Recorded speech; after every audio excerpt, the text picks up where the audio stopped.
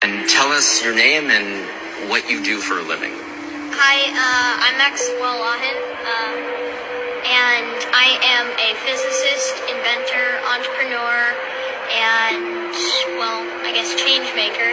I'm 13, and I feel like I can change the world, and I've already started my positive impact on it. What have you done? How have you changed the world so far?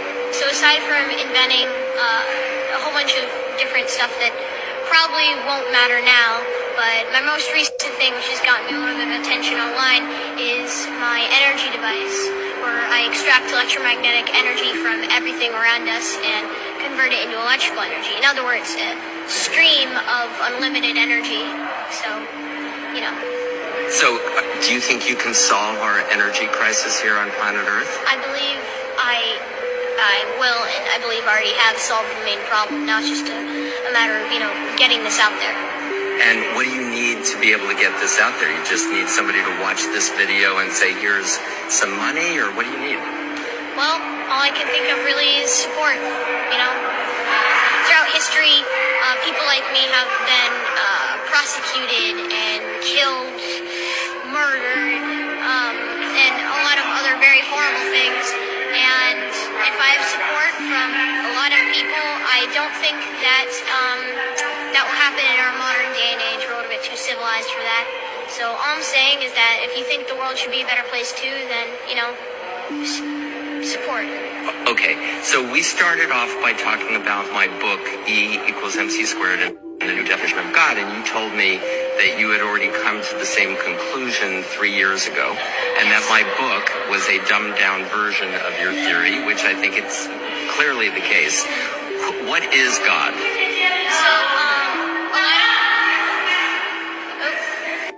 we're in the United Nations. Okay. Yeah, and people walking around down in the basement here. Go ahead. What is God?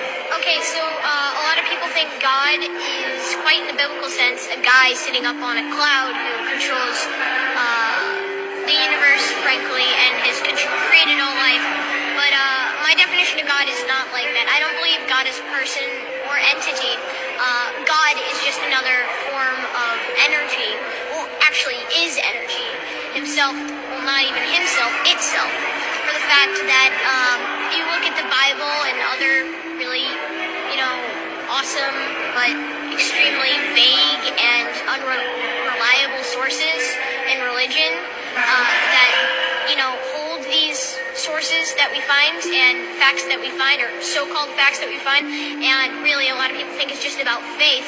But if you relate the Bible to quantum physics and apply most of the laws actually in less of a figurative sense, but more of a literal sense, and replace it with things like the universe, you'll eventually find out that it explains in-depth quantum physics and astrophysics, experiments and theories. Well, maybe not theories, because maybe now they're proven. Who knows? Maybe the Bible isn't a story of something that happened on Earth, but maybe a story of how our universe began. For the fact that, honestly, I don't really buy into the literal biblical sense, like, God is literally a guy who looks like us, who sits up in an alternate realm that's in our clouds and, watches over all of us. But I guess you could say that he's an energy form that created all, is all, and is everywhere and nowhere at the same time. God, or energy, lives within us, through us, and is us, frankly. So you said what? That God is the energy that is in us, created us, and is us. Is that your definition? Yep. I don't want to put words in your mouth. Sort of, yeah. God is energy. That's my thing. And I mean, like, you look at dimensional theory, and eventually we have, a singularity at the beginning of the universe that is energy. And then, eventually that begins to slow down in vibration due to entropy or some other law of that sort. And then, first you get photonic light, and then that slows down, and then we get matter, and then that slows down, and then who else knows what comes next? We have gravity, and then we have time, all coming in at one sense. I mean, does that sound like origin story to you? It kind of does a little bit to me, but, maybe that's just a coincidence. Maybe these philosophers, or unreliable monks, we call them, that lived up in the mountains and wrote this weird book that doesn't have any factual evidence behind it. Maybe they were quantum physicists ahead of their time, and maybe they're just trying to tell people, who lived a crazy long time ago that there is an entire new quantum world out there. But, education wasn't too good back then, so I guess they had to simplify intense quantum physics to something that a 5-year-old could understand. Thus the Bible, right? So you're saying people who believe in the Bible as written, as the Bible conventionally, are kind of like 5-year-olds? Well, 500 years ago? No, sorry, 1,000 years ago, probably. But, more of like, I'm saying, maybe in the sense of not really like, I honestly don't want to insult anybody at all. Stop.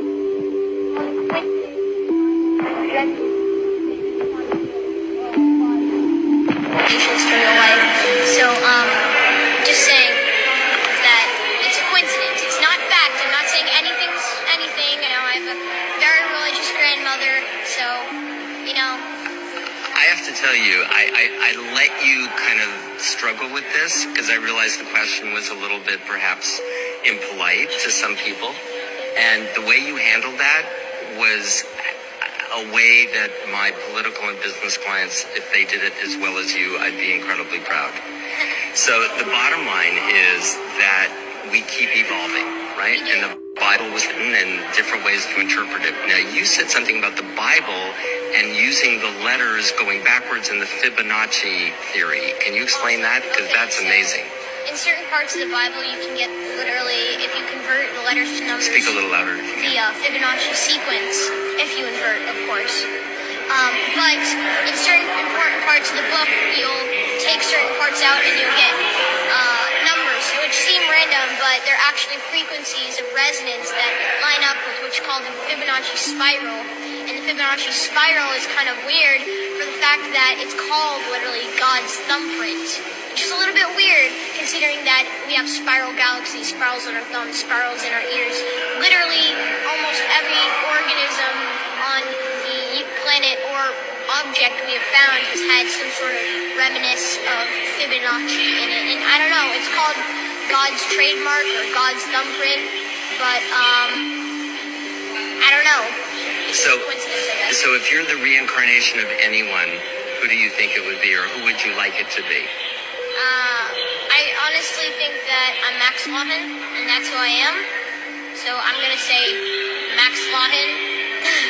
But I'm very proud of and quite a big fan of Nikola Tesla. I mean, I'd like to be the reincarnation of him, but honestly, I think I'm just a student of his many teachings. That's amazing. What's the favorite thing that he has invented or theorized about for you?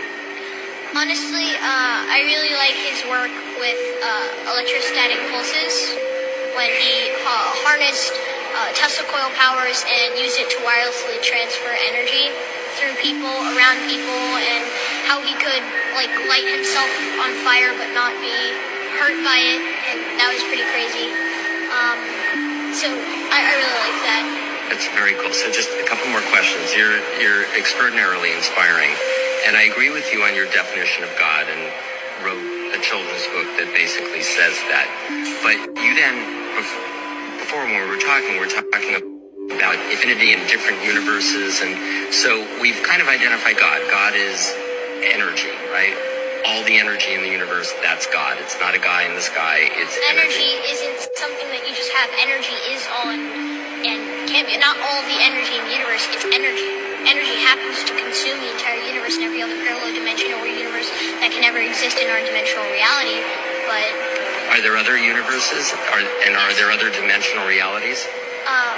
dimensional realities, I'm not sure if we can prove that yet, but we do know that there are other dimensions. Okay, how do you know that? Well, there's an infinite number of numbers, which means there's an infinite number of frequencies that we can calculate. And if there's an infinite number of frequencies that we can calculate, that means there's an infinite number of frequencies that mass can take. And if mass can take an infinite number of frequencies, there must be an infinite number of dimensions. Or if you're one of those string theory guys, there's 10, or if you're an M theory guy, you say it's 11 dimensions. But as of right now, I'm just beginning to